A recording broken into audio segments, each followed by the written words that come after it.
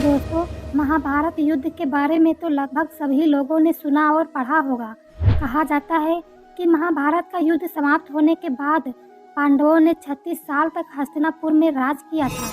पांडवों के राज के दौरान ही श्री कृष्ण और बलराम ने शरीर का त्याग कर दिया था। इसके बाद पांडवों ने और द्रौपदी ने शरीर के साथ स्वर्ग जाने का निर्णय लिया। पांचों पांडव और द्रौपदी स्वर्ग जाने के लिए निकल गए और उनमें से सभी स्वर्ग नहीं पहुंच पाए। उनकी रास्ते में ही मृत्यु हो गई और पांचों पांडवों में से केवल युधिष्ठिर ही स्वर्ग के रास्ते पर चल पाए। और वहां जाकर उन्होंने देखा कि दुर्योधन जैसा पापी वहां पहले से ही मौजूद था। ऐसे में सवाल ये उठता है कि पांडव केवल धर्म के रास्ते पर ही चले, फिर भी उनको स्वर्ग क्यों नहीं प्राप्त हुआ और पांडवों में से सिर्फ युधिष्ठिर को ही स्वर्ग क्यों मिला। तो चलिए दोस्तों, जानते हैं यही सब इस वीडियो में, इसलिए वीडियो को लास्ट तक जरूर देखना। लेकिन दोस्तों, वीडियो में आगे बढ़ने से पहले आप वीडियो को एक लाइक कर दीजिए और चैनल पर अगर पहली बार आए हैं तो चैनल को सब्सक्राइब कर लीजिए, क्योंकि आपको इस चैनल पर हमेशा इंटरेस्टिंग और अच्छे नॉलेज वाली वीडियो ही मिलती रहेंगी। तो चलिए बिना देर किए हुए वीडियो को स्टार्ट करते हैं। दोस्तों, 18 दिनों तक चला महाभारत का युद्ध दुर्योधन की मौत के बाद खत्म हो गया। इतिहास में महाभारत का युद्ध इतिहास का सबसे बड़ा युद्धों में माना जाता है। इस युद्ध के बाद अपने बेटों को खोने वाले धृतराष्ट्र और गांधारी को राजमहल के ऐशो आराम रास नहीं आए। उन्हें महल में अकेलापन महसूस होने लगा और इस अकेलेपन को दूर करने के लिए उन्होंने राजमहल छोड़ दिया और अपने जीवन के आखिरी पलों तक जंगल में रहे। दूसरी तरफ भगवान श्री कृष्ण का यदुवंश भी आपस में ही लड़ झगड़ कर धीरे धीरे खत्म हो गया, जिसके चलते श्री कृष्ण भी पैर में तीर लगने के बहाने अपनी लीला समाप्त कर ली। कहा जाता है कि श्री कृष्ण का यदुवंश परिवार गांधारी के दिए गए श्राप के कारण नष्ट हुआ था। दोस्तों, लेकिन पांडव उस समय शान से हस्तिनापुर में राज कर रहे थे। 36 सालों तक शान से जीवन बिताने के बाद पांडवों को यह भी एहसास होने लगा था कि धरती पर उनका काम पूरा हो गया है और इस धरती लोक को छोड़ने का समय आ गया है। युयुत्सु को पूरे राज्य की देखभाल का जिम्मा सौंपने के बाद पांडवों ने विपन्यु के पुत्र परीक्षित को हस्तिनापुर का नया राजा घोषित किया और महर्षि वेदव्यास की आज्ञा लेकर पांचों पांडव द्रौपदी के साथ स्वर्ग की यात्रा पर चल पड़े। लेकिन इस स्वर्ग की यात्रा के दौरान अर्जुन ने लालच में पड़कर अपने गांडीव धनुष और दरकस को नहीं छोड़ा। यात्रा के दौरान पांचों पांडव कई नदियां, कई पहाड़ों, कई समुद्रों की यात्रा करने के बाद वे लाल सागर पहुँचे। प्रिय दोस्तों, तो वहाँ पर अग्नि देवता प्रकट हुए और उन्होंने अर्जुन से गांडीव को छोड़ने के लिए कहा, क्योंकि उनका काम भी तब तक पूरा हो चुका था। अग्निदेव को गांडीव और दरकस देने के बाद पांचों पांडव अपनी यात्रा में आगे बढ़े और एक कुत्ता भी उनके साथ साथ चलने लगा। तो पांडवों ने उस कुत्ते को अपने साथ चलने की वजह जानी तो युधिष्ठिर ने कहा कि यह कुत्ता उनका वफादार है, इसलिए उनके साथ चल रहा है। प्रिय दोस्तों, इसके बाद पांडवों ने पृथ्वी की परिक्रमा पूरे करने की इच्छा से उत्तर दिशा की ओर यात्रा की। उत्तर दिशा से पृथ्वी की परिक्रमा करने के बाद केदारनाथ में पांडवों को भगवान शिव ने दर्शन दिए और उन्हें स्वर्ग का रास्ता बताया। रास्ते में आगे चलते वक्त पांडवों ने बालू यानी रेत के समुद्र के पार करने के बाद सुमेरु पर्वत के दर्शन किए। आगे चलकर बद्रीनाथ के पास सरस्वती नदी को पार करना द्रौपदी के लिए मुश्किल हुआ और इसलिए भीम ने नदी के बीच एक चट्टान डाल दिया, जिस पर चलकर द्रौपदी ने सरस्वती नदी को पार किया। कहा जाता है कि माना गांव में सरस्वती नदी की शुरुआत में आज भी वह चट्टान मौजूद है, जिसे वर्तमान में भीम पुल के नाम से जाना जाता है। थोड़ी दूर चलने के बाद द्रौपदी एक जगह पर लड़खड़ाते हुए गिर गई, जिसे देख भीम ने युधिष्ठिर से पूछा कि द्रौपदी ने आज तक कोई पाप नहीं किया है, फिर उसके साथ ऐसा क्यों हुआ। इसके जवाब में युधिष्ठिर ने कहा, द्रौपदी हम पांचों भाइयों में सबसे ज्यादा प्यार अर्जुन से करती थी और इसलिए वह स्वर्ग पहुंचने से पहले लड़खड़ा कर गिर गई। यह कहकर युधिष्ठिर ने द्रौपदी को देखे बिना अपनी यात्रा जारी रखी। थोड़ी देर चलने के बाद सहदेव भी गिर गया। तब भीम ने युधिष्ठिर से सहदेव के पापों के बारे में पूछा तो युधिष्ठिर ने कहा कि सहदेव को अपनी वीर तत्व पर घमंड था, जिसके चलते वह किसी को अपने बराबर नहीं समझता था।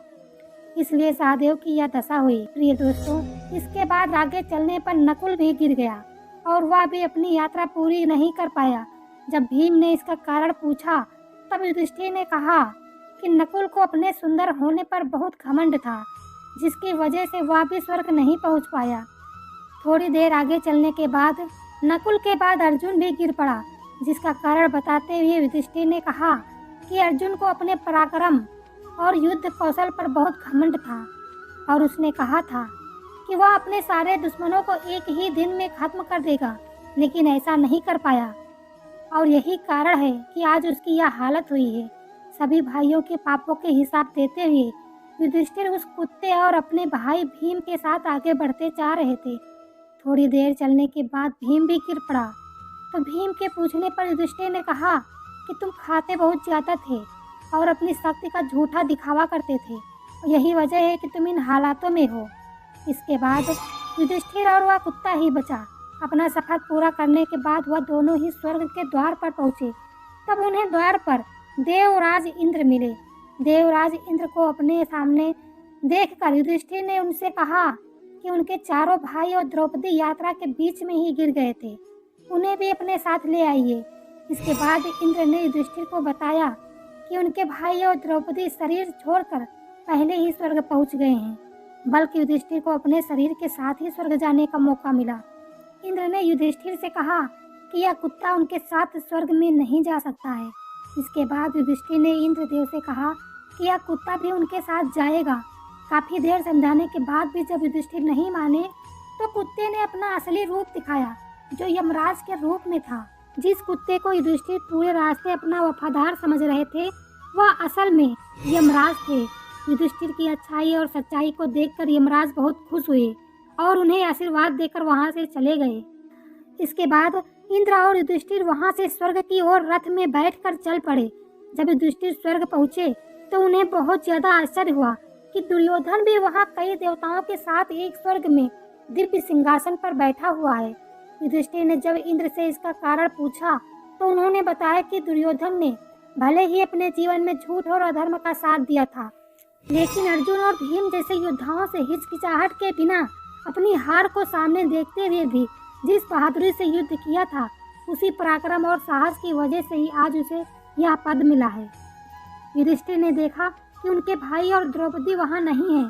तब युधिष्ठिर ने देवराज इंद्र से अपने भाइयों से मिलने की इच्छा जताई कि उनके भाई और द्रौपदी को जिस लोक में ले जाया गया है, उन्हें भी उस लोक में स्थान चाहिए।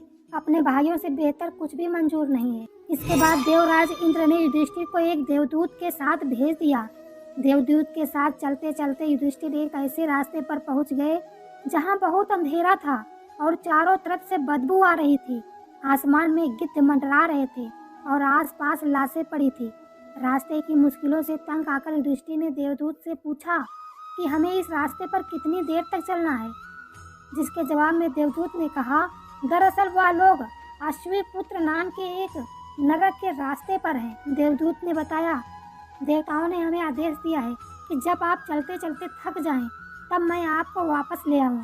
इसलिए अगर आप थक गए हैं तो हम वापस चलें।